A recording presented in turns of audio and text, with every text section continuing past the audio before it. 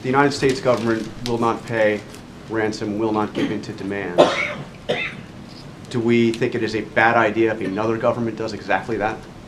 I can tell you that this is a long-standing policy that predates this administration, and it's also one that we've communicated to our friends and allies across the world. But how is what the Jordanians are talking about doing any different than what the United States did to get the release of Bergdahl and releasing prisoners held at Guantanamo Bay to the Taliban, which is clearly a terrorist organization?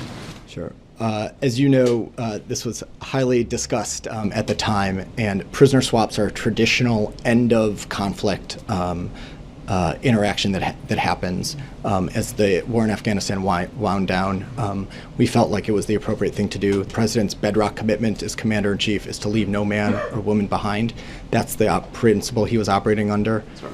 Well, I'd also point out that the Taliban is an armed insurgency. ISIL is a terrorist group, so we don't make concessions to terrorist groups. We feel the Taliban is a terrorist group? I don't think that the Taliban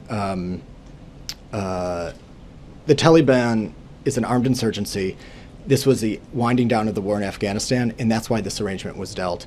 Our view is, as the President said at the time, which is, as Commander-in-Chief, when he sends men and women into armed combat, he doesn't want to leave anyone behind. That was the commitment he was following through on this.